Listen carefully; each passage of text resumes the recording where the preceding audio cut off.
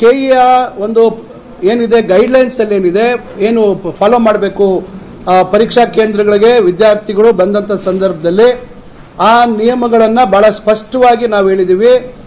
ಎಲ್ಲೂ ಕೂಡ ಯಾವುದೇ ಸಂದರ್ಭದಲ್ಲಿ ನಾವು ಜನಿವಾರವನ್ನ ತೆಗಿತಕ್ಕಂಥದ್ದಕ್ಕೆ ನಮ್ಮಲ್ಲಿ ಯಾವುದೇ ರೀತಿ ಅದರಲ್ಲಿ ನಾವು ಪ್ರಕಟಣೆ ಮಾಡಿಲ್ಲ, ಸೂಚನೆ ಕೊಟ್ಟಿಲ್ಲ. ಇದು ಕೇವಲ ಶಿವಮೊಗ್ಗ ಮತ್ತು ಬೀದರ್ ಜಿಲ್ಲೆಯಲ್ಲಿ 2 ಕಡೆ ಅಲ್ಲಿ ತಪಾಸಣೆ ಮಾಡ್ತಕ್ಕಂಥ ಒಂದು ಯಾರು ಅಲ್ಲಿ ಇದ್ರು ಆ ಕಾಲೇಜಿನವರು ಮತ್ತು ಕೆಲವರು ಹೋಮ್ ಗಾರ್ಡ್ಸ್ ಇದ್ರು, ಅವರು ಕೆಲವರು ಒಂದು ದಿನ ಆ ರೀತಿಯಾಗಿ ನಡ್ಕೊಂಡಂತ ಕೆಲಸವನ್ನ ಮಾಡಿದ್ದಾರೆ. ಈಗಾಗಲೇ ಅದಕ್ಕೆ ನಾವು ತಕ್ಷಣ ನಮ್ಮ ಗಮನಕ್ಕೆ ಬಂದ ಕೂಡಲೇ ನಾನು ಆ ವಿದ್ಯಾರ್ಥಿ ಯಾರು ಶುಚಿವ್ರತ್ ಕುಲಕರ್ಣಿ ನಾನೇ ಖುದ್ದು ಅವತ್ತು ಮಾಧ್ಯಮಗಳ ಅವರು ನನ್ನ ಗಮನಕ್ಕೆ ತಂದ ಕೂಡಲೇ ನಾನು ಅವರ ಜೊತೆ ಮಾತಾಡಿ ಏನು ವಿಷಯ ಆಯಿತು ಅಂತಕ್ಕಂಥದ್ದನ್ನ ಗಮನಿಸಿ ಅವ್ರ ಜೊತೆ ಚರ್ಚೆ ಮಾಡಿ ಮತ್ತು ಅವರು ಏನು ಮಾಡಬೇಕು ಅದಕ್ಕೆ ಪರಿಹಾರ ಅಂತಕ್ಕಂಥದ್ದು ಮತ್ತು ತಕ್ಷಣ ನಾವು ಯಾರು ಇದನ್ನ ತಪ್ಪು ಮಾಡದಂತ ಅವರ ಮೇಲೆ ಕ್ರಮ ತೆಗೆದುಕೊಳ್ಳುವಂಥದ್ದಕ್ಕೆ ಜಿಲ್ಲಾಧಿಕಾರಿಗಳಿಂದ ವರದಿ ಪಡೆದು ಮಾಡಿದ್ದೇವೆ. ನಂತರ ಅವರಿಗೆ ಆ ಒಂದು ಸಬ್ಜೆಕ್ಟ್ ಏನು ಅವರು ಯಾವ್ದು ಬರ್ದಿರಲಿಲ್ಲ, ಅವರು ಮ್ಯಾಥ್ಸ್ ಬರ್ದಿರಲಿಲ್ಲ, ಬೆಳಗ್ಗೆ ಮ್ಯಾಥ್ಸ್ ಆಗ್ದು ಮತ್ತೆ ಬಯಾಲಜಿ ಬರೆದ್ರು ಅಂತ ಕಾಣುತ್ತೆ. ಅವತ್ತು ಆ ಸಬ್ಜೆಕ್ಟ್ಗೆ ಅವರಿಗೆ ಯಾವ ರೀತಿ ಅವರಿಗೆ ನ್ಯಾಯ ಒದಗಿಸಬೇಕು ಅಂತಕ್ಕಂಥದ್ದು ನಮ್ಮ ಎಕ್ಸ್ಪರ್ಟ್ ಕಮಿಟಿ ಜೊತೆ ನಮ್ಮ ಕೆಇಯಲ್ಲಿ ನಾವು ಎಲ್ಲ ಚರ್ಚೆ ಮಾಡಿ ನಾವು ಅವರಿಗೆ ನಂತರ ನಮಗೆ 2 ಆಪ್ಷನ್ ಇತ್ತು ನಮ್ಮ ಮುಂದೆ. ಒಂದು ಪ್ರತ್ಯೇಕವಾಗಿ ಅವರಿಗೆ ಪರೀಕ್ಷೆ ಕೊಡುವಂಥದ್ದು ಒಂದು ಆಪ್ಷನ್ ಇತ್ತು. 2ನೇ ಆಪ್ಷನ್ನು ನಾವು PUCಯಲ್ಲಿ ತಗೊಳ್ಳುವಂಥದ್ದು, ಈಗ ಇಂಜಿನಿಯರಿಂಗ್ ಹೋಗ್ಬೇಕಾದ್ರೆ PCM ತಗೊಂಡು ಈಗ ಆವರೇಜ್ ತಗೊಂಡು ಮಾಡುವಂಥದ್ದು, ಇಲ್ಲೂ ನಾವು ಅದೇ ರೀತಿ ಕನ್ಸಿಡರ್ ಮಾಡ್ತೀವಿ ಆವರೇಜ್.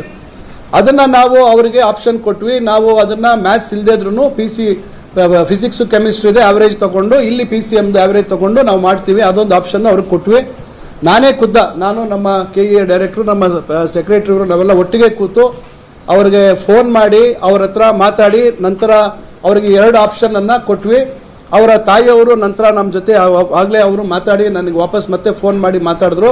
ಅವರಿಗೆ 2 ಆಪ್ಷನ್ ಕೊಟ್ಟಾಗ ಅವರಿಲ್ಲ, ನಮಗೆ ಮಗು ಮಾನಸಿಕವಾಗಿ ಕುಗ್ಗಿದ್ದಾನೆ, ಅವರಿಗೆ ಪರೀಕ್ಷೆ ಮತ್ತೆ ಬರೆಯೋದಕ್ಕೆ ಕಷ್ಟ ಆಗುತ್ತೆ, ನಮಗೆ ಆವರೇಜ್ ಮಾಡಿಕೊಡಿ ಅಂತ ಹೇಳಿದ್ರು. ನಾವು ಅವರಿಗೆ ಲಿಖಿತವಾಗಿ ತಾವು ಕಳಿಸ್ಕೊಡಿ ಅಂತ ಹೇಳಿದ್ವಿ. ಅವರು ಯಾಕಂದ್ರೆ ಇವತ್ತು ಇದನ್ನ ಬೇರೆ ರೀತಿಯಲ್ಲಿ ರಾಜಕೀಯ ಉದ್ದೇಶಗಳಿಗೆ ದುರುಪಯೋಗ ಮಾಡಿಕೊಂಡಿರ್ತಕ್ಕಂಥದ್ದು, ಬೇರೆ ಬೇರೆ ರೀತಿಯಲ್ಲಿ ಇದನ್ನ ಪ್ರಚಾರ ತೆಗೆದುಕೊಳ್ತಕ್ಕಂಥದ್ದು ಇವೆಲ್ಲ ನಡೆದಿದೆ.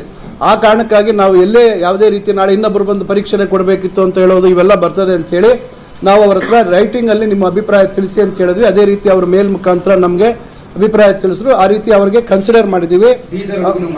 ಬೀದರ್ ಹುಡುಗನು ಮಾತ್ರ ಅಲ್ಲಿ ಪರೀಕ್ಷೆ ಬರೀಲಿಕ್ಕೆ ಆಗಿಲ್ಲ, ಅವ್ರಿಗೆ ಮಾತ್ರ. ಅವ್ರ ಹೆಸರು ಶುಚಿವ್ರತ್ ಕೆ ಕುಲಕರ್ಣಿ, ಬೀದರಲ್ಲಿ ಆಗಿದಂತ ಘಟನೆ, ಅದೊಂದು ಪ್ರೈವೇಟ್ ಕಾಲೇಜಲ್ಲಿ ಆಗಿರ್ತಕ್ಕಂಥ ಘಟನೆ. ಈಗ ಇಲ್ಲಿ ಅವರಿಗೆ ನಾನು ಅವ್ರದ್ದು ರ್ಯಾಂಕ್ ಪ್ಲೇನ್ ನಾನು ಇಲ್ಲಿ ಓದೋದು ಬೇಡ ಅಂತ ಕಾಣುತ್ತದೆ.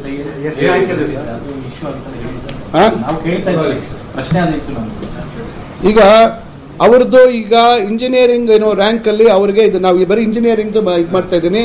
ಅವರ ರ್ಯಾಂಕ್ ಬಂದು 2,06,000 ಬಂದಿದೆ. 2,06,000 ಬಂದಿದೆ ರ್ಯಾಂಕ್ ಅವ್ರಿಗೆ. ಓಕೆ, ಸೊ ಆ ರೀತಿ ಅದರಿಂದ ಇದು ನಾವು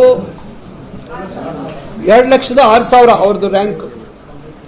ಅವ್ರಿಗೆ PUCಯಲ್ಲಿ ಅರೌಂಡ್ 56-57% ಅಂತ ಕಾಣ್ತದೆ ಆವರೇಜ್, ಅಷ್ಟು ಬಂದಿತ್ತು ಅವ್ರಿಗೆ ಮಾರ್ಕ್ಸ್ PUCಯಲ್ಲಿ ಅವರಿಗೆ ಆ ರೀತಿ ಇತ್ತು. ಅದರಿಂದ ಅದನ್ನ ನಾವು ಆ ಇಶ್ಯೂ ಕೂಡ ನಾವು ರಿಸಾಲ್ವ್ ಮಾಡಿದ್ದೀವಿ.